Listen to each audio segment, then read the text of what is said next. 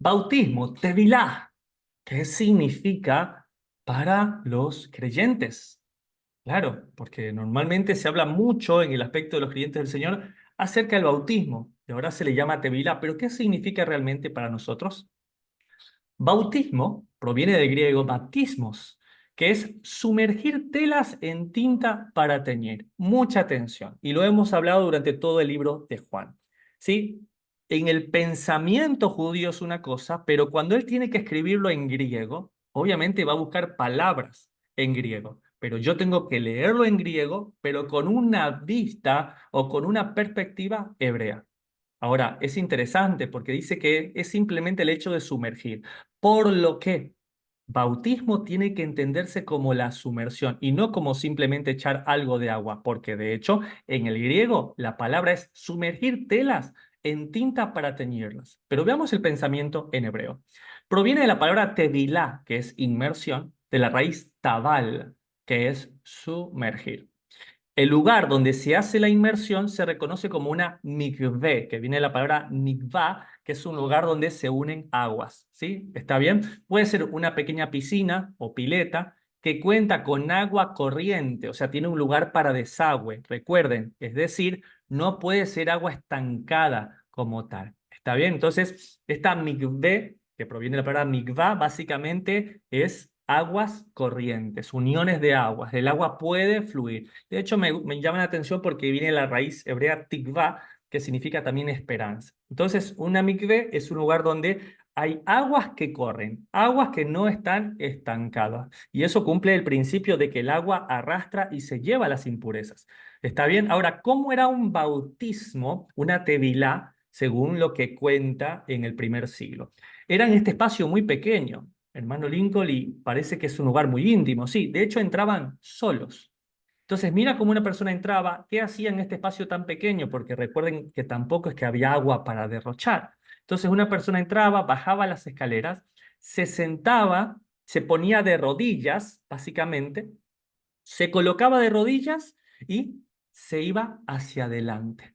¿Sí? Y así se sumergía totalmente. Entonces, veamos que realmente esto es muy interesante. Y debemos aclarar algo. La tevilá no es un acto de purificación. Es parte del proceso de Torat, donde viene la palabra tajor, que es limpieza. Eso sí es purificación. ¿Sí? Entonces, la tevilá es un paso más. De hecho, se puede considerar como el cierre de la purificación. La purificación de una persona va no cuando está limpia por fuera, sino cuando el corazón es el que está limpio. Y de hecho, de eso viene hablando justamente Juan, cuando habla sobre el bautismo de Juan el Bautista. ¿Cuándo inicia la tevilá como práctica de conversión como tal? El acto de sumergirse como limpieza para la obra de sacerdocio es mandamiento para levitas. Sin embargo, luego del asedio griego y en tiempos de la liberación en manos de Judas Macabeo, levitas, conocidos como Hanukkah, estos tomaron control del sacerdocio y del país. Cuando es del linaje de Aarón, el sacerdocio, y de Judá, el del gobierno. Entonces, aquí empieza la gran división de los grandes grupos judíos, ¿sí? Los saduceos, aquellos que de forma ilegal toman el país, toman el templo, ¿sí? Y aquellos que no aceptan esto, no aceptan que no sea un hijo de David, alguien de Judá que esté gobernando. Entonces, por esa razón se sale o se despega del grupo de los levitas, de los hijos de Aarón, ¿sí? Aquellos que son llamados luego como los esenios, alguien que no están de acuerdo con servirse del país, servirse ilegalmente de todos estos puestos. Entonces ahí tenemos saduceos, luego tenemos los levitas legítimos, que son esenios y que van a vivir en el desierto como Juan el Bautista, y también luego tenemos un grupo más, que son los fariseos, que son judíos, que dicen como no hay quien enseñe la palabra de Dios, haremos sinagogas, levantaremos maestros y enseñaremos sobre el Mesías. Entonces, es en este tiempo donde nosotros tal vez no con seguridad, yo no podría asegurar una fecha exacta donde pasó de ser una práctica literal para el servicio del templo, para los levitas, a volverse algo como un acto de fe, de confirmación para pertenecer a un grupo. Pero cercanamente puedo decir que es en el tiempo del surgimiento de fariseos y de esenios, pues eran estos dos grupos específicamente quienes realmente usaban este tipo de bautismo para ser parte de un grupo como tal. Eso se podría entender entonces cuando los fariseos le dicen a Juan el Bautista, ¿con qué autoridad lo haces tú? Porque ellos tenían, entre comillas, la autoridad porque eran quienes prácticamente habían instituido el bautismo para confesión o para ser parte de un grupo. Ahora, la pregunta es buena también de dónde debe realizarse la tevilá o el bautismo. Y en una mikvé puede ser en una pileta, una piscina con desagüe, puede ser un río, un lago o en el propio mar. De hecho, hay pasajes donde se hizo de esa manera. Se conoce como aguas vivas. Aguas vivas quiere decir cualquier agua que no esté estancada. El nivel del agua debe ser adecuado para que cubra completamente el cuerpo al sumergirse. Eso está en Miqueas capítulo 7 y verso 19. Entonces, hermano Lincoln, ¿no es válida la aspersión romana? La aspersión católica con un palito y echando agua encima o vertiendo un poco de agua. Casi toda la cristiandad practica el bautismo, aunque varían en el modo de administrar. Aspersión, derramar agua sobre la cabeza o no sumergir entero el cuerpo, lo que no cumple con la palabra bautismo. Juan 1:26 dice que Juan bautizaba en aguas. Juan 3:23 dice que Juan bautizaba en Enón porque había muchas aguas. Hechos 8:38 afirma que Felipe y el eunuco etíope practicaron el bautismo al decir, descendieron ambos al agua y luego subieron del agua. Actos que indican con toda certeza la sumersión completa. Entonces, el bautismo católico por aspersión ni siquiera cumple la palabra bautismo de forma literal. Juan el Bautista declaró que el Mesías bautizaría con Espíritu Santo y fuego, según Mateo 3:11 y Lucas 3:16. Y la palabra "y" en griego, que es la palabra kai del G2532, significa es decir, por lo que debe leerse Espíritu Santo, es decir, fuego.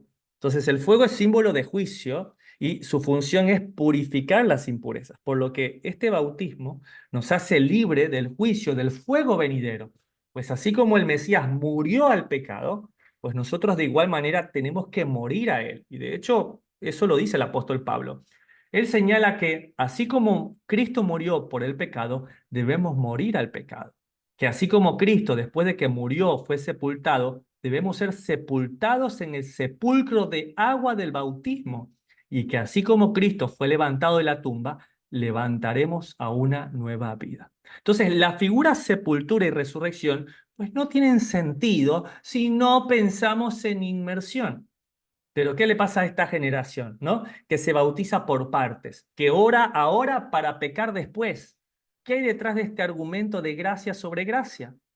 ¿Será que el no cumplir el bautismo, bíblicamente hablando, es perfecto en un mundo que muere solo en parte a la carne, mientras que la parte no sumergida está viva para pecar? Ahora no solo que no es la bíblica la sumersión incompleta o la aspersión que ellos pregonan, sino que además andan bautizando niños, aunque no exista mandamiento o relato que los respalde. Lo que nos lleva a la siguiente pregunta y es, ¿qué es sobre el bautismo de niños? No existe sustento ni en la Biblia o en el Evangelio de tal práctica, pues el único mandamiento que realizó nuestro Mesías a esa edad fue la circuncisión. Sin embargo, basan esta práctica en la obra Tradición Apostólica del siglo III de San Hipólito. Otra de las razones es el temor a que el niño muera sin haber recibido el agua bautismal. Detrás de todo esto está el censo en sus filas, al puro estilo romano, con la fe de bautismo, un documento por el que se pagaba y fue incluso legal para trámites hasta nuestros días. De igual manera, el bautismo, en el nombre de la Trinidad que profesa el catolicismo, carece de sustento, pues no se encuentra esta palabra una sola vez en la Biblia, sino que ha sido denunciada por sus traducciones erróneas para sustentar sus dogmas. Y si quieres aprender más acerca de esto de la Trinidad, te invito a que vayas al libro de Deuteronomio, el libro más citado por el Mesías en la playlist de Generación Desafiante, y puedas ver este estudio que es Deuteronomio 6 del 1 al 9, es bíblica la Trinidad y el Shema Israel. Por la didaché o enseñanza de los dos apóstoles, el siglo I, se sabe que inicialmente el bautismo o tevila era muy sencillo y no estructurada. Naamán el sirio, a quien sanó el profeta Eliseo, le pidió que se sumergiera 7 veces. A los gentiles que querían entrar al judaísmo se les exigía el autobautismo y la circuncisión. Quiere decir que no necesitaban de alguien para ayudarle en el bautismo. Diferente al de Juan, que los bautizaba él mismo. Pero él no era cuestionado por su forma, sino por su autoridad para ello. Juan 1:19. Y ahora entendemos por qué. Entre esenios también se practicó, según se conoce por historiadores como Filón de Alejandría, Plinio el Viejo y Flavio Josefo. Igualmente por las piscinas halladas por los arqueólogos en Qumran, a orillas del Mar Rojo. Se exigía a los miembros de esta comunidad esenia un aseo estricto y además de usar vestidos blancos. En medio de todas estas prácticas para pertenecer a los grupos es cuando aparece Juan. Dentro del llamado a la conversión interior aparece Juan el Bautista, quien invita a la renovación como una práctica, pero como un símbolo externo de lo que ya pasó dentro, a lo que llamaba frutos de arrepentimiento. Esto condice con Pedro, que después de Pentecostés le preguntan, ¿qué hacer para salvarse? A lo que responde que es necesario arrepentirse y bautizarse para perdón de pecados y recibir el Espíritu Santo. Hechos 2:38. El Mesías ordenó a sus discípulos que bautizaran y enseñaran a observar todas las cosas ordenadas por él.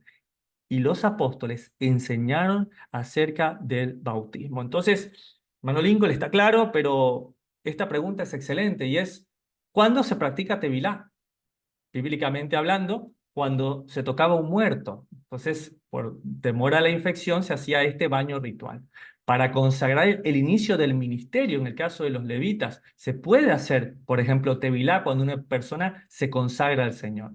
También por contaminación con la lepra.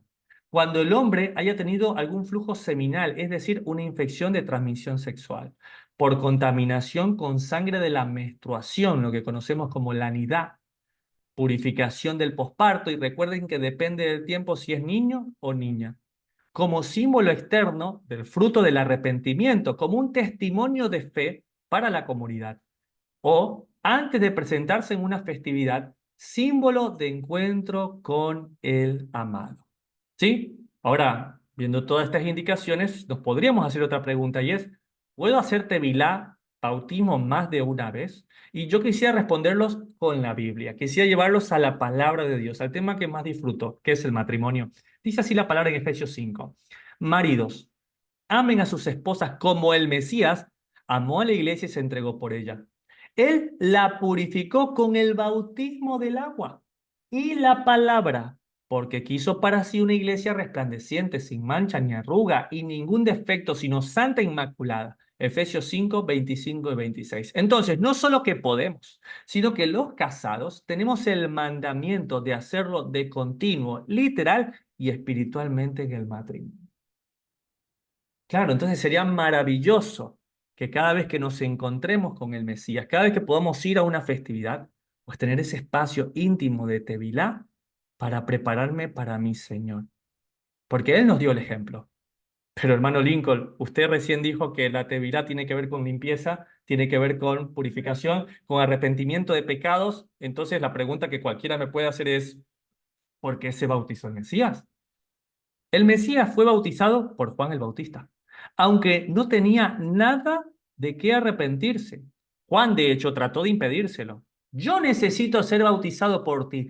¿Y tú vienes a mí? Y le dijo, permítelo, porque es conveniente que cumplamos así toda justicia. Mateo 3:14. La pregunta también es, ¿cuál justicia? ¿Qué es la justicia? La Torá, la palabra de Dios. ¿Qué dice la Torá? De 30 años a 50 todos los que sirven en el tabernáculo serán consagrados. Números capítulo 4 y verso 3. Veamos qué dice Lucas 3:23. Era al comenzar su ministerio de 30 años. Lucas 3:23. Entonces, él estaba siendo bautizado por el inicio de su ministerio. Ministerio, pero Jesús era sacerdote. Es lo que dice Hebreos 7. Es el sumo sacerdote según el orden de Melquisedec. ¡Wow! Qué maravilloso entender esto.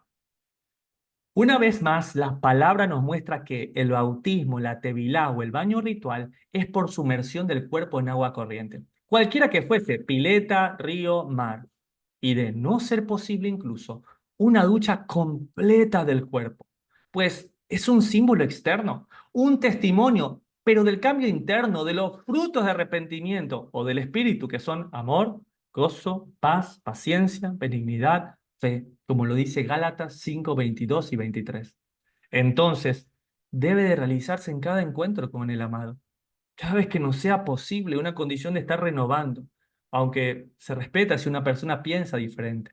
Pero ese es el sentido que debería tener para nosotros el bautismo, la tevilá, un testimonio externo de un compromiso interno.